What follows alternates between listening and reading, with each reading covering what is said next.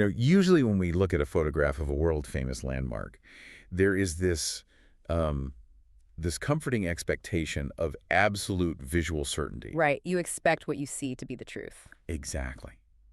You look at the Eiffel Tower, and it is exactly what your brain tells you it is, right? A massive, intricate metal tower. Yeah, it's pretty straightforward. You look at the Great Wall of China, and it is a giant, winding wall. It is exactly what it says on the tin. But then you step into the shifting sands of the Giza Plateau. You stand in front of one of the most heavily photographed, universally recognized monuments in the entire history of human civilization, the Great Sphinx. The big one. The big one. And suddenly, if you really look at it, that certainty just completely evaporates. It really does. It's almost disorienting. For our entire lives, we have been told exactly what we're looking at. A majestic lion with the head of a pharaoh sitting out in the bone-dry desert. That's the textbook definition. Right. But what if literally every single part of that sentence, every physical aspect of that deeply ingrained consensus reality is factually, provably wrong? Well, it is the ultimate historical optical illusion. Yeah. When you look at the Giza Plateau, you are looking at a diagnostic landscape that is honestly, murky doesn't even begin to cover it. I can imagine. It is the absolute definition of diagnostic muddy waters, primarily because we have allowed an inherited narrative to completely override our own physical senses. And that is exactly why our mission today is to completely deconstruct the Great Sphinx of Giza. We are going to peel back the layers of sand, time, and academic dogma. And it's a lot of dogma. Oh, an immense amount. And we are doing it with an absolutely massive stack of source material. We are diving specifically into the incredibly detailed, meticulously researched work of Robert Temple and his co-author, Olivia Temple. Right, from their book, The Sphinx Mystery. Yes, the Sphinx Mystery, the forgotten origins of the sanctuary of Anubis.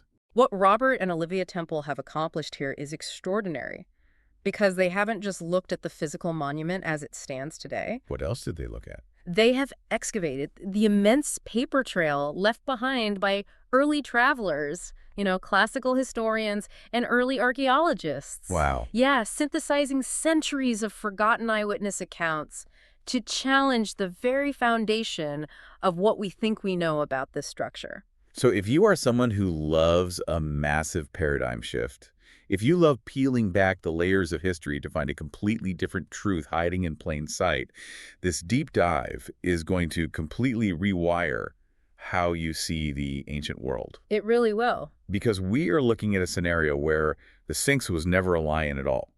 We're looking at evidence that it was originally a giant dog. A huge jackal, specifically. Oh, right. And that it sat not in the sand, but in a pool of water.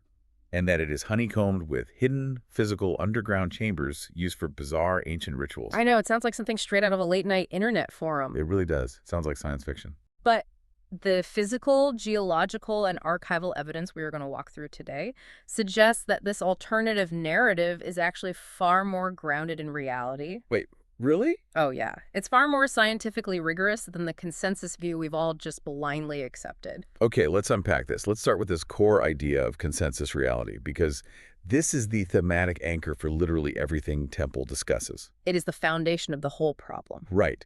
The Temples experienced this jarring, almost disorienting realization when they first stood before the Sphinx in person. They really looked at it, stripped of the postcards and the textbook captions. And what did they see? They realized the proportions are entirely laughably wrong. I mean, the head is ludicrously tiny compared to the massive body. Yeah. And the back isn't sloped like a resting feline. It's completely flat. Exactly. And Robert Temple introduces this concept of consensus reality to explain why nobody talks about this glaring physical discrepancy. Why is everyone ignoring it? Well, consensus reality is this deeply ingrained human tendency to just follow the line of least resistance. We accept what everyone else believes because independent critical thinking is exhausting. It takes time, right? It takes immense cognitive energy Yeah. to stand in front of something millions of people have agreed upon and say, wait, you are all wrong. That's a bold move. It is. Temple likens it to plugging our brains into a remote service provider. We just hit accept all changes on someone else's ideas. So we don't have to do the heavy lifting of observation. Precisely. I love that analogy, but I want to take it a step further.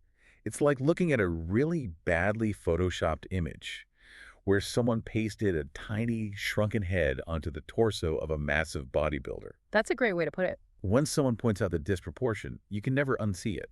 Your brain breaks a little bit. Yeah, you can't unsee the mistake. But because the label on every museum plaque and history book says lion with a pharaoh's head, our brains just naturally override our eyes. We see the label, not the object. We see what we are told to see. Which leads to Temple's radical proposition. The Sphinx was never originally a lion with a man's head. That tiny, disproportionate head proves it was recarved from something much, much larger. If we connect this to the bigger picture, we have to ask the obvious question. Why did it take so long for the general public and even generations of scholars to admit that the head was clearly recarved? Yeah, why did this consensus reality hold so firmly for literally centuries?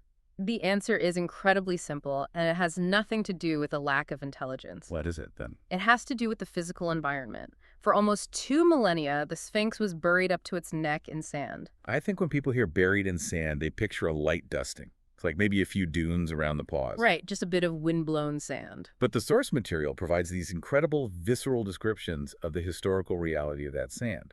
The temples point to Dominique Vivant Denon's 1810 drawings made during the Napoleonic expedition to Egypt. Those drawings are fascinating. They are. If you look at those drawings, there is no body. The Sphinx is just a head sticking out of a vast, flat ocean of sand. It's just floating there. Men are literally standing on the sand dunes, right next to the face, right at eye level with the Sphinx, just to measure the height of the head. Yeah. That is how high the sand was. And it wasn't just Denon's interpretation. David Roberts, who produced some of the most famous and evocative lithographs of Egypt in 1839, showed the exact same thing. The beast was entirely engulfed. Completely. We have early glass slide photographs from the mid to late 1800s showing the Sphinx buried right up to its shoulders. Oh, wow. If you walked up to it in 1850, there was no Leonine Keter visible. There's no Sphinx temple in front of it, no Valley Temple. Just a massive disembodied head floating in a sea of dunes. Exactly. So for generations, thousands of travelers and early historians are walking up to this giant stone head poking out of the sand.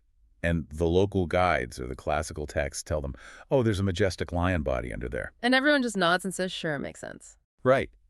But then eventually, the sand is cleared away, and the body they uncover doesn't match the head at all. Not even close. The back is totally flat. The front legs are incredibly long, extended forward in this highly alert, springing position. Which is exactly Temple's central thesis about its original form. If it wasn't a lion, what was it? Well, what does he think it was? You have to look at the anatomy, look at the long front legs straight out, ready to spring into action, look at the flat, straight back. Okay, I'm picturing it. And crucially, look at the context of the entire Giza plateau. Giza is a massive necropolis. It is a sprawling sacred city of the dead. Right. Temple argues that the Sphinx was actually originally carved as a colossal statue of Anubis, the ancient Egyptian jackal or wild dog god of the dead. A giant dog. Yes. It was crouching perfectly as the ultimate terrifying guardian of the sacred necropolis. Hold on, let me push back here because this is where my brain starts flashing warning signs. I get it. It sounds out there. A giant dog?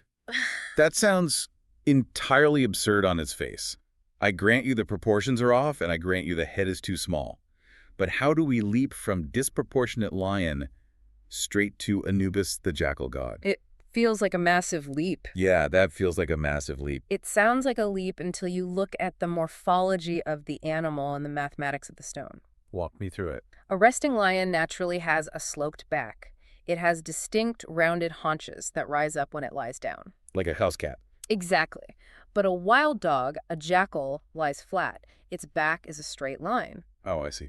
And the Sphinx has a straight line back.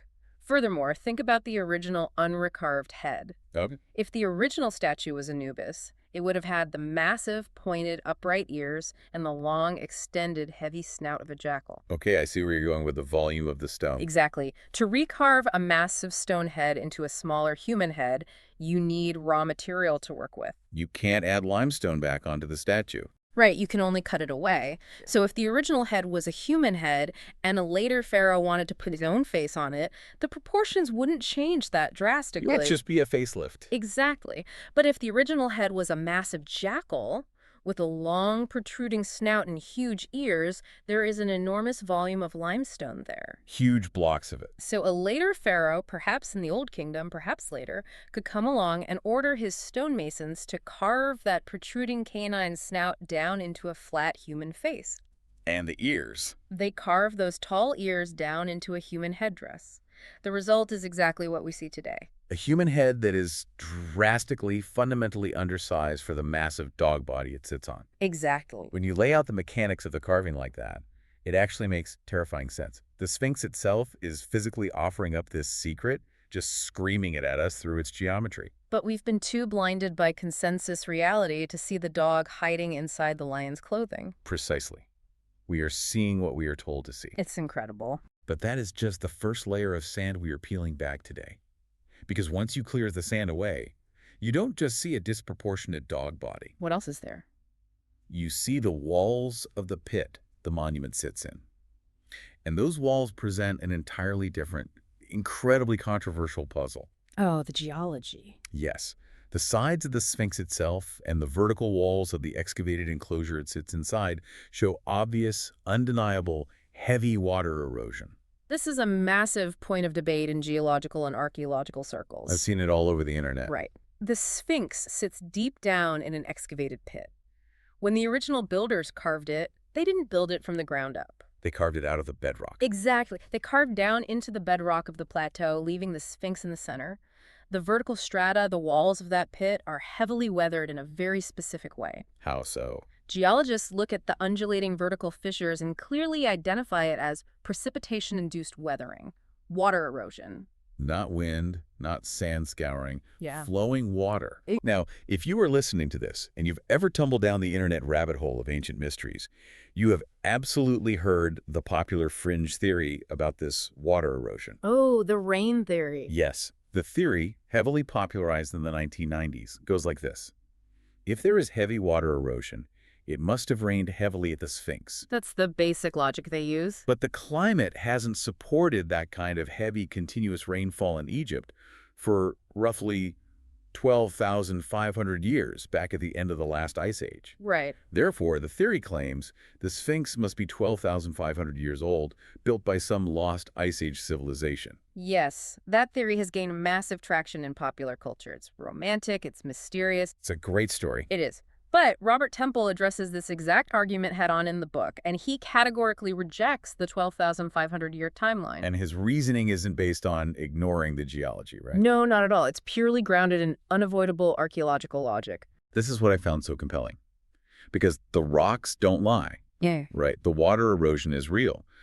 But Temple says the timeline is impossible. Explain why.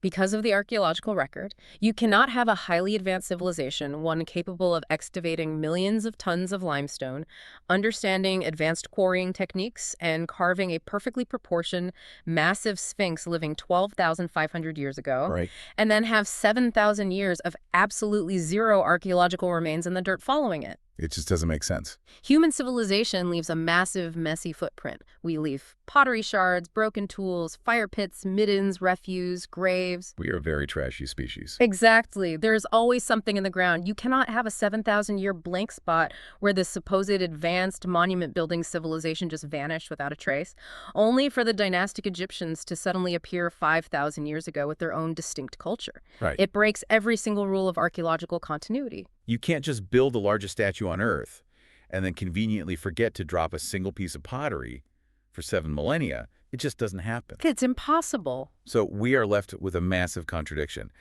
If the ancient rain theory is archaeologically impossible because of the missing 7,000-year gap, how exactly do we explain the water erosion? That's the million-dollar question. Because, as you said, the geologists are right. The erosion is water. How did a deep pit in the middle of a bone-dry desert get so heavily eroded by water? This is where Temple's brilliant synthesis of the evidence comes in. The solution to the paradox is that the Sphinx didn't get eroded by ancient rain falling from the sky over thousands of years. Then how did it get eroded? It got eroded because it was literally sitting in water. The Sphinx was an island. An island. Yes. The pit it sits in was designed as a moat, intentionally filled with water. A moat in the middle of the Sahara I Desert. know, it sounds crazy. That sounds almost as crazy as the giant dog theory. How do you keep a massive limestone porous pit filled with water in one of the driest places on Earth? Where's the water coming from? You have to understand the mechanics of the ancient Egyptian environment, which was vastly different from what we see today. It wasn't just a sandbox. No, the Giza Plateau isn't just a static sandbox. It sits above a complex limestone aquifer system. Okay, an aquifer. Furthermore, during the Old Kingdom period, the annual Nile inundation, the flooding of the river that gave life to all of Egypt, was much higher and reached much further inland. So the river was closer. The floodwaters came right up to the edges of the Giza Plateau. So they weren't hauling buckets of water across the desert. Exactly. The water table was higher, the Nile floods were closer, and they actively managed this water. How did they manage it? Olivia Temple writes beautifully about this in her introduction, describing the Egyptian desert environment not as a dead, static thing, but as shifting, undulating, ever-changing over millennia. Almost like a restless, wind-blown ocean. Yes. And crucially, we have textual evidence. Really? What kind of texts? The earliest texts we have, the pyramid texts from the 5th dynasty, specifically mention the Sphinx area in conjunction with a causeway and water features. Wow. This indicates a vastly different, actively managed hydraulic landscape. They were manipulating the water from the Nile floods to fill these sacred precincts. And when you think about it symbolically, a moat fits the Anubis theory perfectly. How so? Well, in Egyptian mythology, Anubis is the guardian of the transition to the afterlife. Right. And that transition is almost universally depicted as a watery boundary, a celestial river that the soul must cross. Oh, that makes perfect sense. Having the colossal Anubis statue sitting as an island in a water-filled moat guarding the literal entrance to the Giza necropolis is incredibly symbolically potent. It creates a physical manifestation of their theology. Exactly. The deceased pharaoh's spirit would approach this massive jackal island surrounded by the waters of the underworld. Olivia Temple notes that when you stand there today and look at the horizontal water level stains on the weather-worn sides of the pit, and you look at the solid hulk of the monument marooned in the sand, it looks exactly like a beached whale. A beached whale. That is a haunting image. It has known a watery past. We just couldn't see it because consensus reality demanded it be a dry desert monument. It is entirely paradigm shifting. We have a recarved dog in a drained moat. And honestly, we are just getting started. We really are.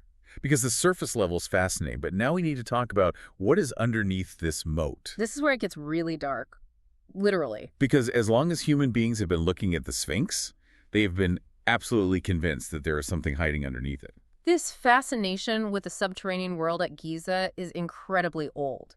It is not some modern invention of 20th century internet forums or ancient aliens television shows. It goes back thousands of years. Yes. In the 1st century AD, the Roman author and philosopher Pliny the Elder wrote about the Sphinx. Pliny the Elder. By his time, the sand had been temporarily cleared again, the monument was visible, and Pliny explicitly, confidently recorded that a king was buried in the Sphinx. Not near it, but inside or underneath it. Exactly, inside or underneath. Think about the timeline there. The 1st century AD, Pliny is writing this down. And what truly blows my mind from Temple's research is that this specific belief, this highly localized rumor of a secret chamber and a hidden burial beneath the Sphinx, survived as local folklore for an astonishing 3,000 years. It's mind-boggling. Temple calculates that as roughly 75 human generations. From an anthropological standpoint, that is a profound insight into human communication. How does a rumor last that long? The mechanics of oral history are usually quite fragile. Things get distorted. It's like a game of telephone? Exactly. But the fact that this highly specific piece of geographical information can be passed down orally, generation after generation, from local guide to local guide, without total degradation of the core message over 3,000 years. It's staggering. It strongly suggests a solid core of physical truth that anchored the folklore. The locals knew something was down there. But of course, in the modern era, that folklore got hijacked and sensationalized. Oh, absolutely. A 20th century obsession was heavily fueled by figures like Edgar Cayce. The famous American psychic. Right. He went into trances and popularized this idea of an ancient hall of records buried specifically beneath the right front paw of the Sphinx. And while that sounds like fantasy, science has actually tried to weigh in on this, right? Yeah, we haven't just relied on psychics and 1st century Roman texts. We've brought the machines in. Science has definitely tried, but the historical results of those scientific surveys have been incredibly frustrating. And often deeply misinterpreted. For example, let's look at the 1992 study. A team conducted a shallow seismic refraction survey. What does that mean? They essentially bounce sound waves into the ground and measure how those waves bounce back to map the subterranean strata. And what did they find? Their published conclusion was incredibly bland. They stated that the underground structure was composed of different alternating layers of limestone and that there was, quote, no indication of faulting. So basically nothing to see here, folks, just rocks. Right. It sounded like a definitive debunking. But there was another scam before that, right? Yes, in 1977, a different scientific team used a magnetometer, which measures magnetic anomalies in the subsurface. Okay, so a different tool entirely. They worked around the Sphinx for about an hour and concluded that they didn't find anything significant. Just an hour. Yeah. They noted that if a cavity exists, it's probably filled with rubble. But crucially, buried deep in their methodology, they noted a massive limitation. What was the limitation? Cavities cannot normally be detected by a magnetometer if the cavity is deeper beneath the surface than its own diameter. Okay, here is where it gets really interesting, because this is a perfect example of how science can be technically accurate, but completely misleading. If you are listening to this, think about the physics of that 1977 magnetometer scan. It's like using a high-end metal detector to try and find a buried wooden treasure chest. That's a perfect analogy. The metal detector is a great piece of scientific equipment. It's working perfectly fine, but it is completely blind to the material you're actually looking for. Right, the wood won't ping. If the hidden cavity under the Sphinx is deeper than its own width, the magnetometer physically cannot see it. The anomaly falls outside the parameters of the tool. So the public reads these executive summaries and says science proves there's nothing there. But the science didn't prove there was nothing there. The science just used the wrong instrument. This raises an incredibly important point about the tragedy of consensus reality within modern academia itself. How so? You have these bland, inconclusive, poorly funded, heavily restricted reports that essentially stifle further curiosity. They just shut the door. They say we didn't find anything, which the academic consensus instantly translates to nothing exists. And this lack of clarity, this bureaucratic vagueness, is exactly what drives the public to assume there's a massive, sinister, Indiana Jones-style conspiracy covering up secret knowledge. When the reality is usually much more banal. Right. It's just a lack of funding for detailed follow-up surveys, institutional inertia, and a reliance on the wrong instruments. But Robert Temple is nothing if not thorough. He kept digging through the reports and he found the one survey that actually used the correct instrument. The breakthrough moment. A resistivity survey. Yes. Instead of bouncing sound waves or measuring magnetic fields, a resistivity survey measures the resistance to the flow of electricity through the ground. Okay, you have to understand the mechanics of this to see why it matters. Right. Solid bedrock, like limestone, conducts an electrical current at a specific, known, relatively low rate. But if that electrical current hits a void, Whether it's an empty pocket of air or a chamber filled with loose, dry rubble, the resistance to the electricity spikes drastically. the current can't flow. So they ran electricity into the bedrock beneath the Sphinx.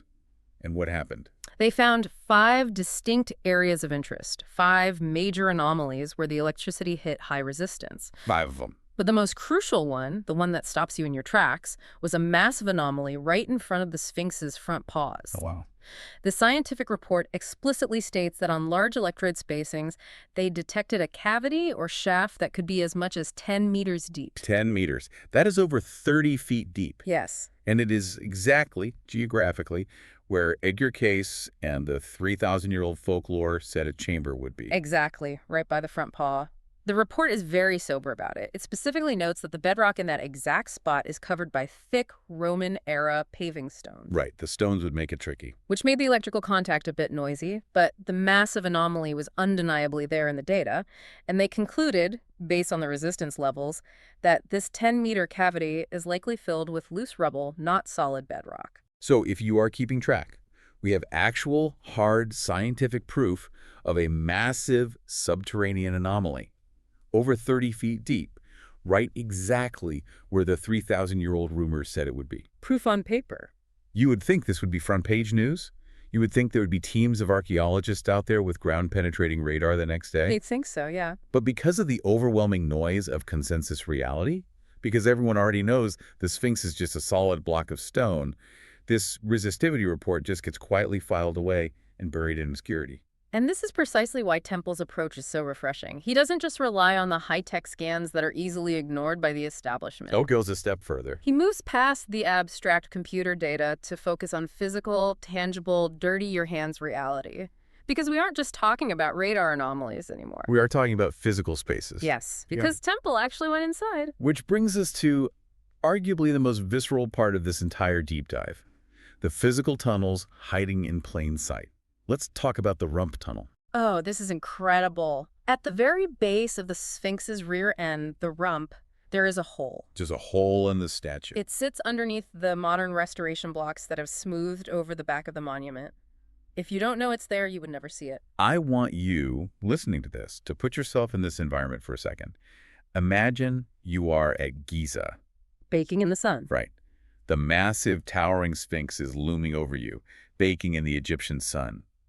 And the guide points to a tiny, dark hole at its rear end. Temple describes it as an incredibly claustrophobic squeeze. You stick your head in, and immediately your hands have to grab onto a metal ladder that has been affixed inside the shaft. You are no longer looking at the Sphinx. You are inside it. And you start climbing down. You drop 20 vertical feet down into the solid bedrock, completely enveloped in pitch blackness. It is a sheer vertical drop into the unknown. And what's at the bottom? At the bottom of that 20-foot shaft, the space opens up slightly into a rounded hollow, roughly carved out of the bedrock. How big is it? It's tiny. It's just big enough for two people to stand side by side, shoulder to shoulder. And it is completely dry. Yeah.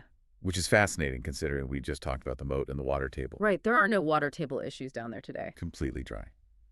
Now, Robert Temple wasn't the first person to find this tunnel, obviously. No, it has been known to a select few for a while.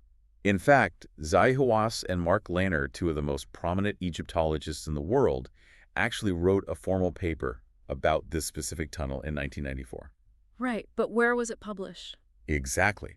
It wasn't in National Geographic. It was published in a highly obscure French festschrift. Basically a commemorative academic volume. Right, for the Egyptologist Jean Leclanc. It was buried in academic literature. The general public never heard about it. Now, in that paper, Hawass claimed that he believes the tunnel dates to the 26th dynasty, which is the late period, roughly 664 to 525 BC.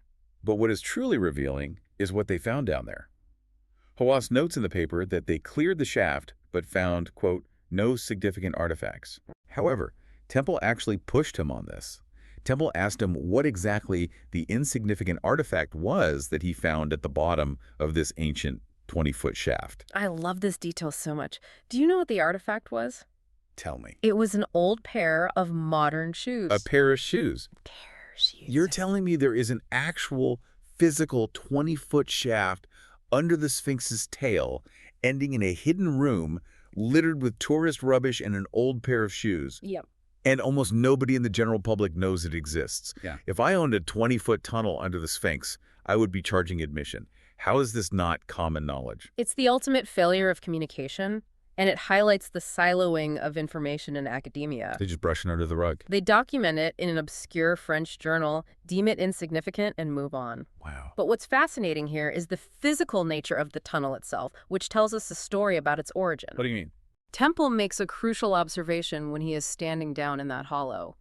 The workmanship is incredibly crude. It is roughly violently hacked out of the rock. Which means it absolutely wasn't built by the people who built the Sphinx. Exactly. The original builders of the Anubis statue, the people who excavated the massive moat and carved the colossal monument, were master stonemasons. Right, they knew what they were doing. They understood geometry and clean lines. This rump tunnel shows no regularity, no architectural planning, no professionalism. So what did that prove? This proves without a doubt that it is an intruded shaft. It was cut hundreds, perhaps thousands of years after the monument was finished. So picture the timeline. Long after the Sphinx was built, long after the moat dried up, someone went through the immense back-breaking trouble of hacking a 20-foot vertical drop straight down into the solid bedrock under its tail. And ending in a tiny claustrophobic room for two. Why? What possible motivation would someone have to sit in a dark, dusty hole under a giant stone dog? This is where we have to decode the human behavior behind the architecture. Okay, decode it for me. Temple puts forward two incredibly compelling theories, and both are deeply grounded in the documented religious and social practices of the later periods of Egyptian history. Specifically the Ptolemaic period. Yes, specifically the Ptolemaic period when the Greeks ruled Egypt and the subsequent Roman period. What's the first theory? The first theory is that this 20-foot subterranean hollow was an incubation cell. An incubation cell. Okay, let's stop and explain that because my mind immediately goes to hatching chickens or a neonatal ward. Yeah, it's not that kind of incubation. What was ancient incubation? In the ancient Mediterranean world, particularly under Greek influence, there was a widespread, highly lucrative medical and religious practice called incubation. Okay. It was essentially ancient dream therapy. Dream therapy. People who were chronically sick or people who were seeking profound divine guidance for a major life decision would travel to sacred sites. And what would they do there? They would pay exorbitant fees to the local priesthood to be allowed to sleep overnight in a designated sacred space, usually within the precinct of a healing god. Why sleep there? The theological belief was that the god or goddess would physically visit them in their sleep. They would provide a prophetic vision or, in many cases, a miraculous, spontaneous healing. It's like the ultimate VIP spiritual retreat. Ancient medical tourism. Precisely. We know this happened frequently at the temples of Asclepius in Greece, but it also happened extensively in Egypt, and it was heavily intrinsically associated with the goddess Isis. Isis, do we have proof of that? We have textual evidence for this. The 1st century BC Greek historian Diodorus Siculus wrote extensively about this exact practice. What did he say? He stated that Isis found her greatest delight in healing mankind and that she gave aid in their sleep to those who called upon her, literally standing above the sick in their dreams and working remarkable cures. And here is where Temple's research ties the knot perfectly. He points out a massive, undeniable geographic clue right on the Giza Plateau. Right next door. There was literally a small, dedicated temple of Isis right next to the Sphinx. It was located just a short distance to the northwest of the monument. Yes. The Egyptian archaeologist Salim Hassan completely excavated it in the 1930s. So we know it was there. We have the archival photos of the chapel leading to the inner sanctum. We even have the famous dream stela sitting between the Sphinx's paws and the inventory stela found nearby. What do the stela say? Both of them specifically mention Isis in direct relation to the Sphinx area. Wow. So the religious infrastructure, the priesthood, the theology for Isis worship and dream incubation was physically right there, operating next to the monument. So put yourself in the shoes of an ancient traveler. Imagine the elaborate setup. You are a wealthy Roman merchant or a Greek aristocrat. You have an incurable disease. You're desperate. You travel across the Mediterranean to Giza. You pay an absolute fortune to the priests at the Temple of Isis. In the dead of night, they lead you out onto the plateau. Out to the Sphinx. They walk you over to the towering Sphinx, which by this time is clear to sand and is actively worshipped as the god Harmachis. Right. The priests guide you to a tiny hidden hole at the back of the beast. You climb down a 20-foot ladder into absolute pitch blackness, descending right into the bedrock beneath the monument. It must have been terrifying. The air is still. The silence is deafening.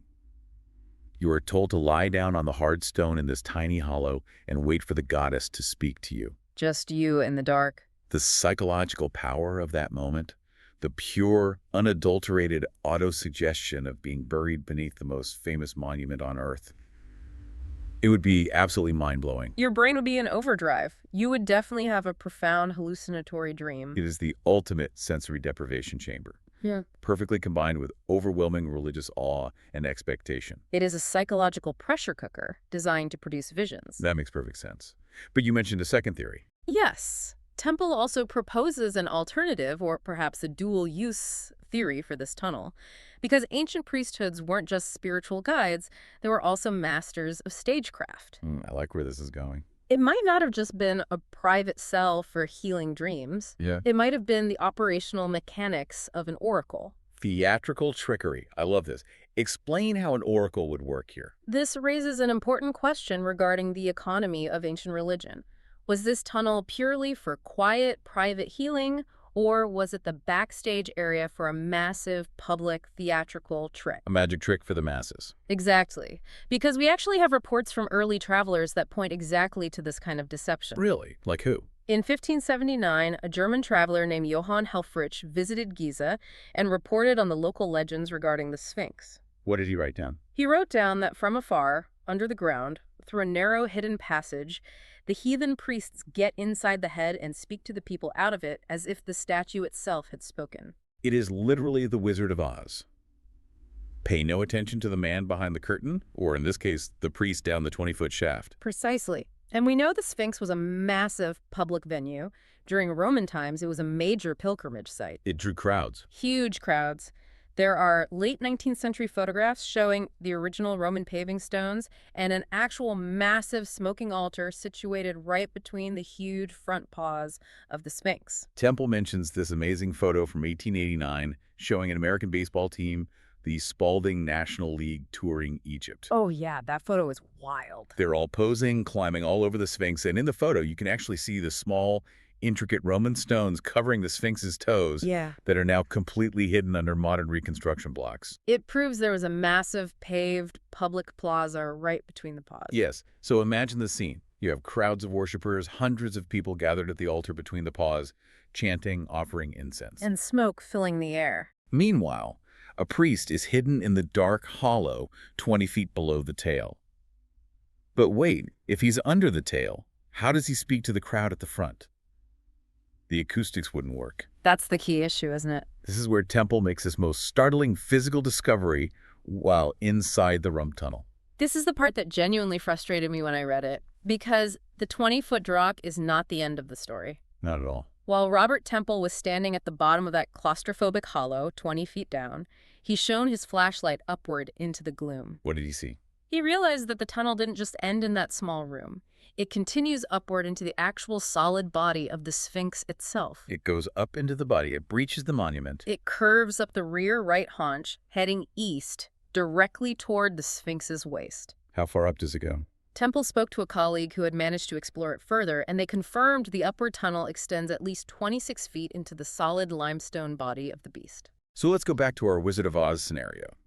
If you are a priest hiding in the hollow, you don't just sit at the bottom. Right, you climb up. You can crawl 26 feet up into the body of the Sphinx, bringing you significantly closer to the altar at the front paws. Exactly. From there, using the natural acoustics of the stone, or perhaps utilizing a bronze or copper speaking tube, your voice could project out, echoing through the rock. Making the terrified crowds outside believe that Harmachis himself was thundering his divine will. It is the perfect, foolproof oracular setup. It is mechanically perfect for deception. But here is the incredibly frustrating, almost unbelievable part of the story. Oh, I know what you're going to say. Robert Temple couldn't explore that upward tunnel himself. He couldn't verify exactly how far it goes, or whether it connects to the 10-meter anomaly at the front, or where it eventually exits. Why? Is it blocked by an ancient stone door? A cave-in? No, it is blocked by brand new, modern wooden mineshaft props. Modern wood. Yes. They were installed in the 1990s during the phase of restoration on the Sphinx, supposedly to keep the rear of the monument from collapsing in on itself. So he couldn't get past them. Temple tried to squeeze past them, to contort his body to see what was up there. But the very first wooden strut he leaned his weight on shifted and groaned. Yikes. And he smartly decided not to risk being crushed to death inside a 4,500-year-old monument for the sake of a book. I absolutely do not blame him. Yeah. But come on.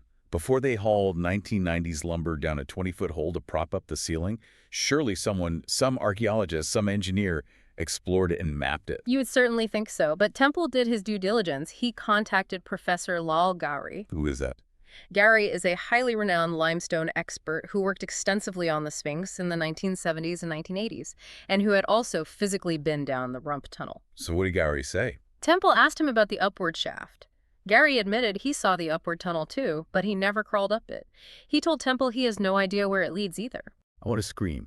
We have a massive, physically accessible upward shaft running inside the body of the most famous statue on planet Earth. Yeah.